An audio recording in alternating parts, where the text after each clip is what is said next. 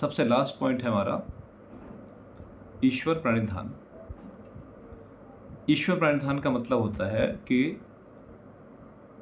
हमारे प्राणों का आधार, जिसके कारण हम समस्त जीव जंतु सारा ब्रह्मांड इस प्राण को धारण किए हुए है, उस प्राणनाथ ईश्वर की सत्ता को मानना, अर्थात उस ईश्वर को मानना। उसे हम कई रूपों में जानते हैं। जिस भाषा में हम रहते हैं, चाइनीज ईश्वर नहीं बोलेंगे, वो तो कुछ और बोलेंगे। भाई चाइनीज भाषा में ईश्वर थोड़ा निकलेगा। हमने पहले एग्जाम्पल यूज किया था, अगर जैसे बेटी है, जैसे माँ है, माँ बाप। हमारे यहाँ यूपी में माँ बाप कहते हैं माँ बाप को, है ना। यूपी में अगर आप जिले बदलोगे तो कई जिलों में यूपी माँ बाप को, यूपी में ही जिला बदलते ही डोकरा डोकरिया बोलते हैं माँ बाप को। कुछ और जिले बदलोगे या स्टेट बदलोगे तो कुछ और बोलते हैं माँ बाप को।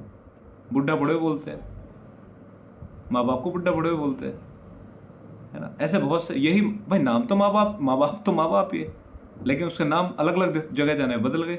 ऐसे ही ईश्वर के नाम बदल गए। हमारे यहाँ हिंदी में ईश्वर बोल देते हैं। अलग अलग धर्म, कोई से जो इंग्लिश में बोलेगा वो इसको क्या बोलेगा, गॉड बोल देगा। अलग अलग मतों को मानने वाले जो आत्मा लेवल पे बात करते हैं वो सोल, और वो सुप्रीम सोल बोल देंगे, सुप्रीम सोल। जो पावर के रूप में देते हैं वो पावर और सुप्रीम पावर बोलते हैं। एक ही बात हो रही है। अलग अलग भाषाओं में कोई से अल्लाह बोल रहा है, कोई से कुछ बोल रहा है ना। उस सत्ता को मानना ईश्वर कहलाता, ईश्वर प्रणिधान कहलाता है। उसे हमेशा विश्वास करना कि वो है। और आपको हैरानी होगी, हम अपना आधा जीवन तो इसी लड़ाई झगड़े में निकाल देते हैं कि वो है या नहीं है। क्यों? टेस्टिंग करते हैं हम, टेस्टिंग करते हैं, हमारी बात मान ली तो है। टीनेज तक तो हम शायद सभी नहीं मानते। टीनेज तक हम लोग लड़ते रहे हमेशा, क्योंकि हम साइंस पढ़ते हैं। हमारी उम्र ऐसी होती है, टीनेज में हम हार्मोन्स के कब्जे में होते हैं, उसमें बुद्धि भ्रष्ट होती है टीनेज में। तब हार्मोन चरम सीमा पे होते हैं इंसान के, बुद्धि कम काम करती है, फिजिकल बॉडी ज़्यादा काम कराती है उससे। इसीलिए इस उम्र के बच्चों को आप ध्यान से स्टडी करना। आपको लगेगा इनकी बुद्धि किसने हर ली। आप कहोगे बेटा पूरब जाओ तो बेटा पश्चिम जाएगा। आप कहोगे भगवान इसकी बुद्धि किसने हर ली। बुद्धि सच में हर ली किसने? हार्मोन ने। अगर आप 100 बच्चों पे स्टडी करोगे तो उनका स्वभाव में बदलाव दिखेगा आपको। उग्र हो जाएंगे अचानक। जो टीनेज से पहले आपके रेस्पेक्ट करते थे, आपसे बहुत डरते थे, टीनेज में आते आते शेर बन जाएंगे, वो आपके ऊपर दहाड़ेंगे। जिनके बच्चे टीनेज में नहीं, आप सावधान है ना। टीनेज आते आते क्यों ऐसा कर रहे हो? हार्मोन की प्रक्रिया। खैर चलो, उस उम्र तक तो हमने भगवान को नहीं माना, मतलब ईश्वर की सत्ता विश्वास नहीं किया। थोड़े बड़े हुए, थोड़ा हमें समझ आई, लोगों से सुना, कहीं ना कहीं कनेक्ट किसी धर्म गुरु से जुड़ गए। बहुत लोग हैं, हर धर्म में बहुत से धर्म गुरु हैं। आस्था चैनल खोलो, सुबह से शाम तक बहुत लोग प्रवचन दे रहे होंगे। सोशल मीडिया पे हमने किसी को फॉलो कर लिया, कुछ उनकी बातें दिमाग में जगह बनाने लग गई, तो हम थोड़ा सा मानने लग जाएंगे। फिर टेस्ट करके देखेंगे। 25 साल की उम्र में आते हैं, टेस्टिंग करें। हे भगवान, अगर तूने मुझे नौकरी दे दी वाली तो मान जाऊंगा, है। मिल गई तो ठीक, मान लिया। नहीं मिली तो बदल दिए, दूसरे को ट्राई करेंगे, बहुत है। अपने में कम पड़ के धर्म बदल देंगे, चलो भाई इस धर्म में ट्राई करेंगे। ये इंसान का स्वभाव है। इसमें बात नहीं में तो उसमें देखेंगे, करता रहेगा वो प्रयास, स्वीकार नहीं करेगा। फिर उसके जीवन में दुख आएगा। दुख को एक हम लाठी कहते हैं। जब कमर पे लाठी पड़ती है इंसान के, ईश्वर की मार पड़ती है, तब उसे उस दुख में जब आराम मिलता है थोड़ा सा ईश्वर के नाम से, तो उसे थोड़ा सा विश्वास होता है। एग्जाम्पल के तौर पे मान लीजिए किसी की अकारण मृत्यु हो जाए, और वहाँ आने वाले सारे लोग ये कहे, भैया ये तो भगवान की मर्जी थी, ये तो भगवान की मर्जी थी, तो उस इंसान को थोड़ा सा क्लिक करती है बातें। और दुख में ना एक ही सहारा बनता है इंसान का, अध्यात्म। अगर दुख ना आए जीवन में इंसान के, तो कभी अध्यात्म की तरफ ना जाए इंसान, ठीक है। इसलिए जब दुख आता है जीवन में, तो वो एक पॉजिटिव साइन होता है। हम दुख की कल्पना करके डर जाते हैं। हे भगवान दुख मत देना, सब कुछ दे, दुख मत देना। इनवाइट करो उसको, भगवान दे, कितना दे सकता है दे, मिलेगा उतना जितना भाग्य में है। डरोगे, भागोगे, तब भी मिलेगा, ठीक है। मांगोगे तब भी उतने मिलेगा। इसे आप एक एग्जाम्पल से समझिए। मान लो आप एक एग्जाम दे के आ गए, कॉपी में जितना लिखना लिखा है आप। अब आप यूँ कहो एग्जाम ना जा फेल कर दे, क्या एग्जाम फेल कर सकता है आपको? जो भी कॉपी चेक करे, रोज कहो मैं तो चाहता हूँ मैं फेल हो जाऊँ, आप नहीं होगे फेल। कर्म तो आप पास वाला करके आ गए ना। आप कॉपी में बहुत कम लिख के आओ और कहो सब जगह जाओ कि मुझे पास कर दो, ठीक है। कॉपी बस आप खाली छोड़ाओ, मुझे पास कर दो, क्या हो जाएंगे हम पास? भाई कर्म तो कर आए ना अपना, अब तो हमें रिजल्ट की वेट करनी है। यही जीवन है और क्या है, यही है जीवन। जो कर रहे हैं करके आ चुके हैं, इसी का रिजल्ट आना है। अब जो आ रहा है वो उसी का रिजल्ट है। इसलिए दुख से डरना नहीं चाहिए। इंसान का स्वभाव है दुख से डरता है, वो कल्पनाओं से डरता है दुख की। दुख को पॉजिटिव कन्वर्ट क्यों नहीं कर सकते हम? जब दुख आए उस समय एक साइन मानो कि चलो इस बहाने से सही कम से कम आध्यात्मिक तरफ तो चले गए, कम से कम आत्मा को तो समझ गए आत्मा क्या है, कम से कम हमारे अंदर जो अहंकार था वो तो कम हो गया हो। जब तक दुख की लाठी नहीं पड़ी तब तक हम उल्टे सीधे काम कर रहे थे, चलो इस बहाने से कम वो तो घटा। जिस दिन ऐसे छूटे तब पता लगेगा दुख ने हमें कितना बड़ा रोल अदा करा था। ये वही दुख है जिसने उस मक्खन में आग लगाई थी, देसी घी बनाया था। ये वही दुख है जो उस मक्खन के नीचे जला और उसे देसी घी बनाया। अब वो सड़ेगा नहीं। अब मक्खन की भी अपनी वैलिडिटी है। मक्खन को आप रख दो, कुछ टाइम बाद सड़ जाएगा, कीड़े पड़ जाएंगे, देसी घी में नहीं पड़ेंगे। इसलिए दुख को इनवाइट करना चाहिए, बुलाना चाहिए, आ, ठीक है ना। तो इंसान का जीवन निकल जाता है ये कहने में कि ईश्वर है नहीं है। ईश्वर को कभी अपने काम से टेस्ट मत करो, ईश्वर को अपने कर्म से टेस्ट करो। क्या हमारे कर्म के अनुरूप फल मिल रहा है? मिल रहा है तो हाँ वो है, और 100%। और एक बात और, क्या हमारी बुद्धि इतनी कि मुझसे टेस्ट कर लेंगे? जरा सोच के देखो हमारा अस्तित्व कितना है।